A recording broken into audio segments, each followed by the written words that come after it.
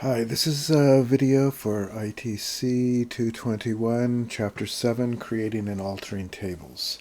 Again, I suggest you read the chapter because I'm only going to touch on the highlights in the video. But in this, we are going to talk about creating a table. We'll talk a little bit about data types, not a lot because there's more in the chapter. We'll talk about adding primary key and foreign key and adding default check and not null column constraints. We will alter tables to make changes, and we will create temporary tables. Alright, so I am going to move this over to the other screen, and we're going to go to PG admin 4, and I've already created a new query window. So in the chapter, we make several different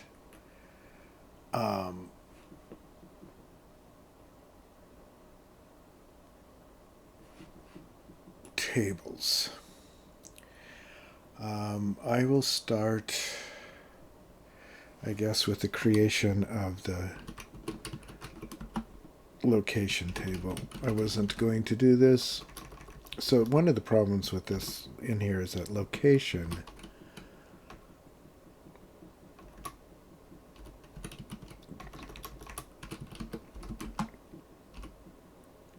is a reserved word.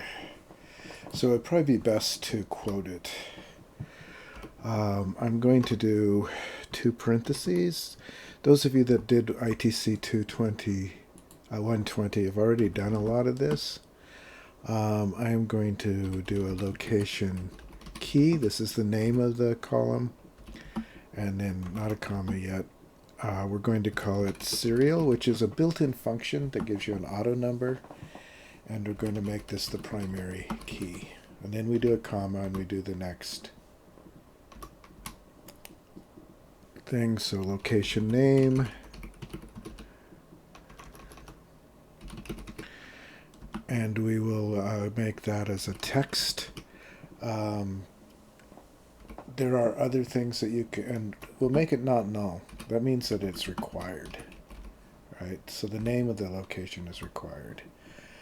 Location address, and that also should be not null. Anything that's required should be not null. Location city. Now, I am going to make this a text, and I'm going to give it a default of Seattle. I'm not sure that that would actually be accurate, but that means that if nothing else is entered, it will put Seattle in the spot. And then I'm going to do location state. I'm going to actually change it to car 2 so that I can limit it to 2 characters. And we will also do a default of Washington. Okay. I'm going to do location phone. And I'm going to make it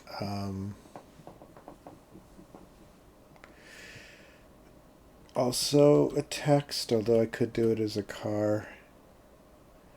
And I'm going to say that it's not null. So it's required. Location email.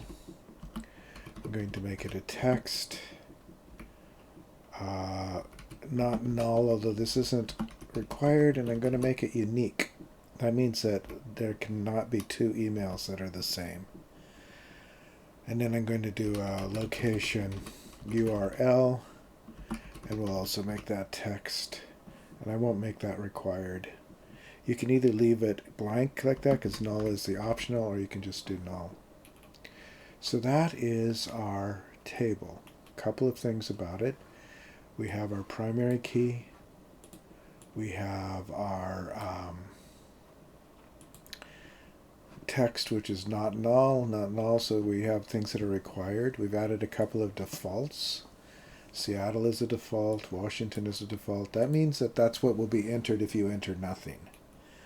The phone is not null, and it is a text. You might think of a phone as numbers, but there are often non-number things in there. Some area codes start with 0. The size of a phone as a number can actually be larger than the allowed int. So text is better. You're not going to add, subtract, or multiply phones. I didn't put in here, should do this, location, let's call it postal code, and I'll make that as a text, and also not null. Unique is a constraint. That means that no two emails can be the same. The URL, because we allowed it to be null, means it can be emptied. The semicolon would go here. All right. So I'm not sure I'm going to do all of the things. I am going to do an event.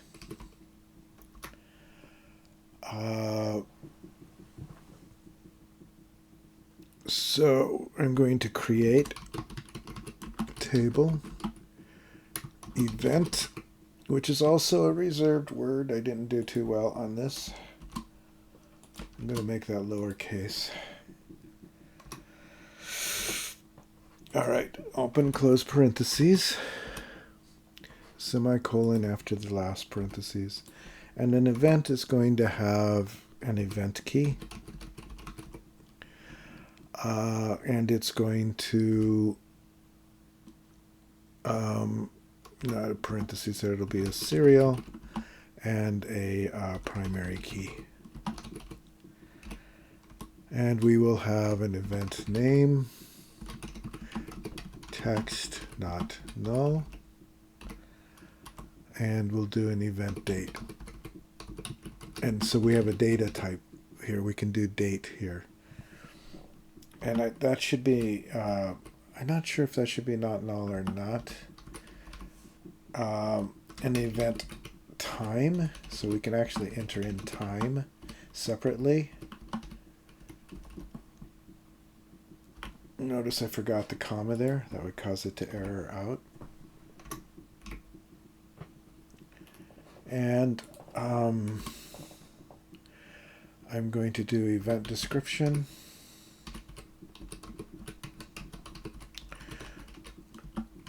Text not null. And I'm going to put in an employee key as a foreign key. So it will be an integer. It will references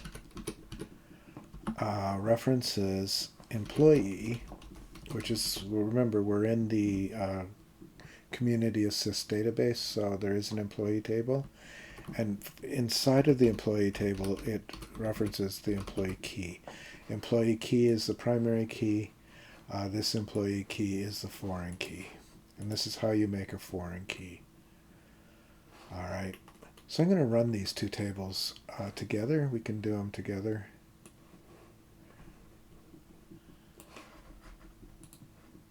And if we go down to tables, so community assisted schema, let's close the schema of that. I'm going to refresh the tables. You'll now see that we have an event and we have a location. Now I haven't joined the event or location. I am going to do location room. So I'm going to create a table location room. Okay. Now this one, I am not going to put any keys or foreign keys in. I am going to do those with alter tables. So I am going to do a location room key.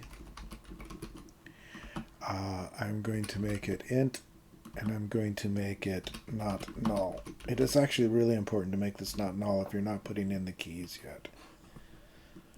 I am going to do location key.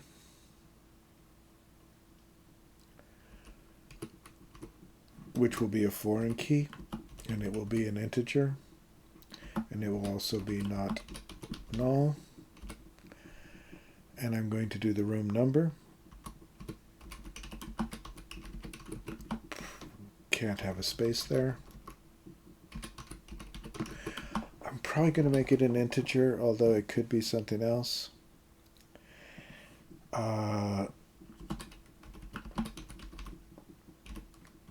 And then lastly, I'm going to do an event key, which relates to the event.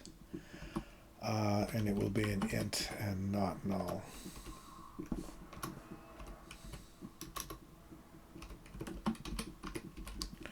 So this is my event table. And I'm going to run it. I mean, location room table. And it's successful. And if I refresh, we'll have an event. We'll have a location room. So here's location room. If we look at the columns, if we look at constraints, there are none. Right? And the columns there. So there aren't any keys or anything there. So in the altering tables, we're going to do a few elements here. So I am going to do an alter table. So an alter table lets you change an existing table. So I'm going to alter table location room. I'm going to add primary key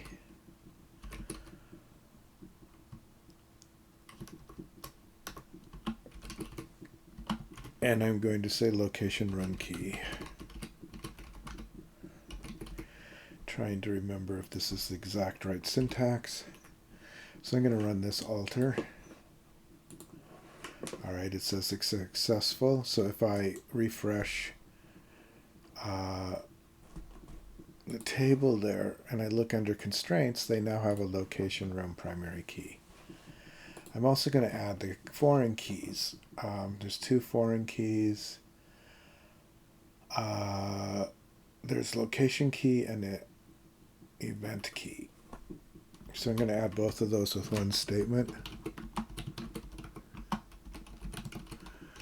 So you always do alter table, give the name of the table. I am going to add constraint. Let's see if I can get this right. Foreign key. I think I need to give it a name. So let's call this FK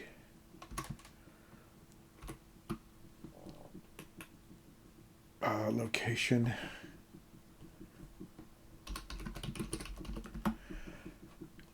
And the foreign key will be location key.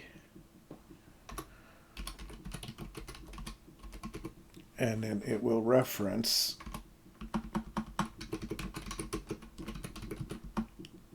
location key. Then I'm going to do a comma, and I am going to add constraint FK event foreign key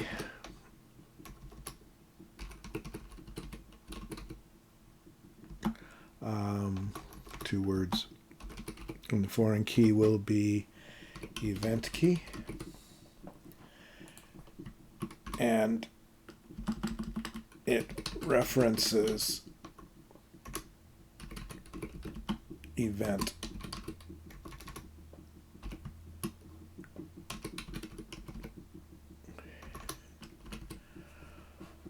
but double quotes.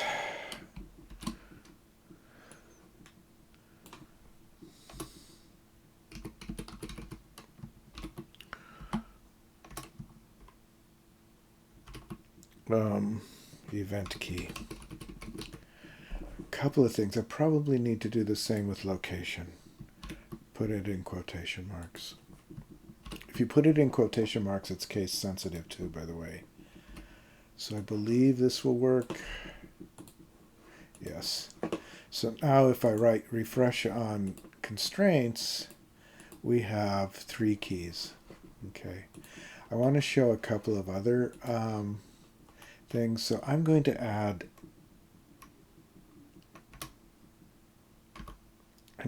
a column to person. So I'm going to say alter table person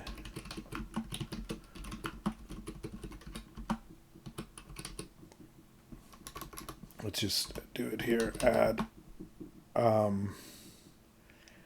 newsletter Boolean default false. We could do it as default true, but let's do default false. I don't know. I think it's lowercase. I'm not sure this will work right off, but I wanted to add a column.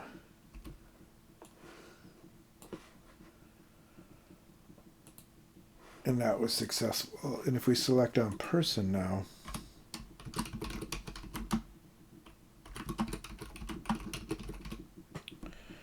we should see that there is a column there. See, there's the newsletter and the default is false. If we wanted to drop that column,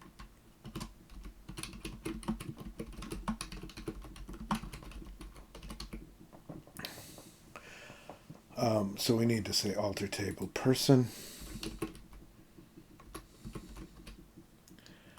and I would say drop column newsletter, and that column would go away.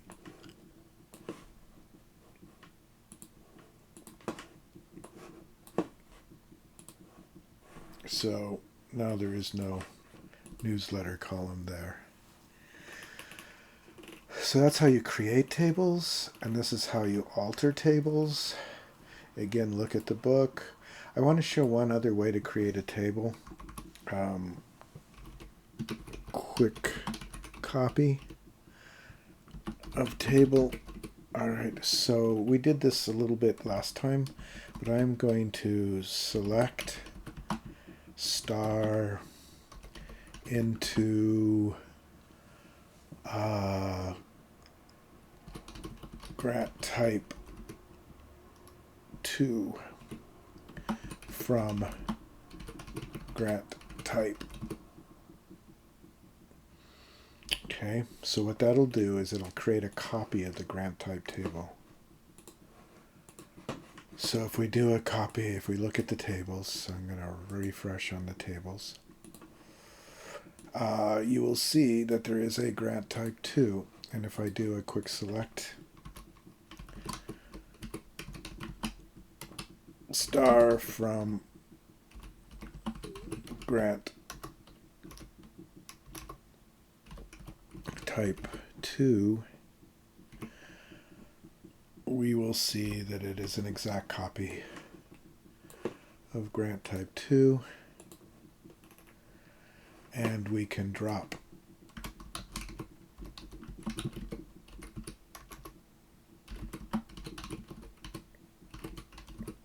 which will get rid of grant type 2 entirely. And now if I refresh it, it'll be gone. Grant type 2 no longer exists. Okay. So just a couple of other quick things here for temporary tables. Temporary tables that are tables that only exist for a session. They were unavailable once you're out of that session, and they are not permanent in the database at all. So I am going to, there's a couple of ways we can do this. We can create temp table person temp. And then we can give fields, like I'll just do person,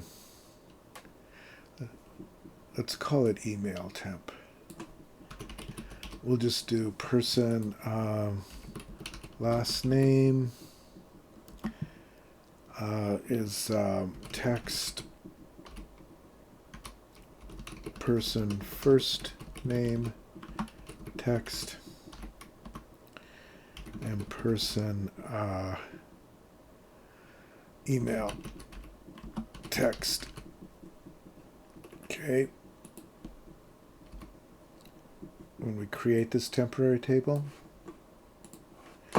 now I'm not sure if there's a place where we can see temporary tables.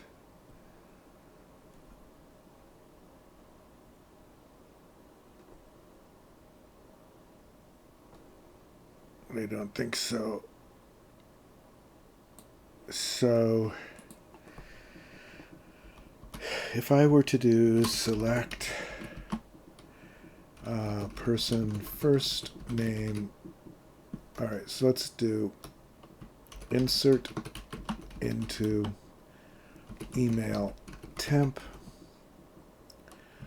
and we'll do person last name, person first name, person email, and then we'll do select those three fields. I'm just going to copy them. That needs an L on it.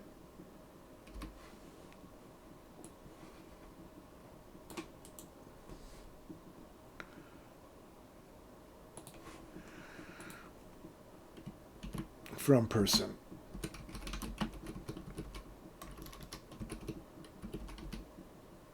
So we'll do that.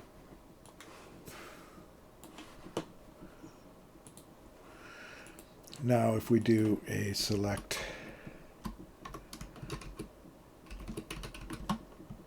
star from email temp, we should see all of those people in their emails. And there they are. But if I were to open another session by opening a new query tool, and I were to say select star from email temp,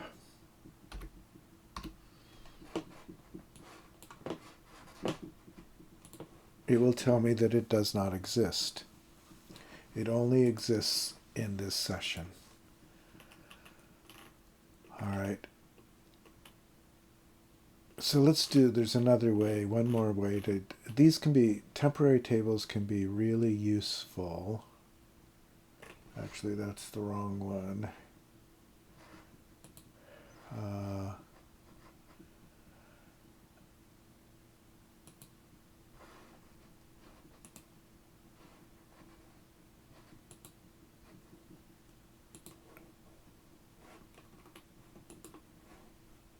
There we go.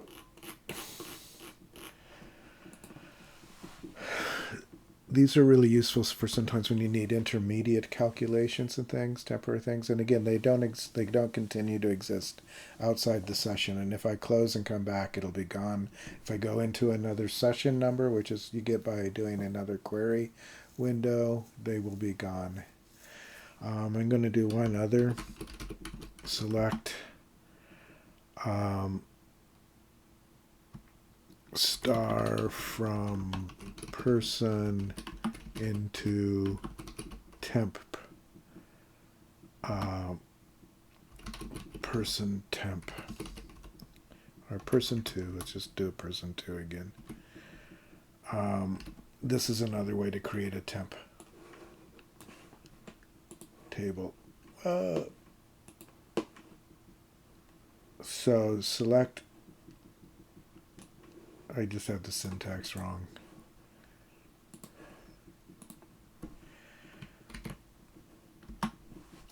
This will work. Okay, so this also, it's the keyword temp that creates a temporary table. I think that's it for this video. Okay, so that's tables, altering tables, and temp tables.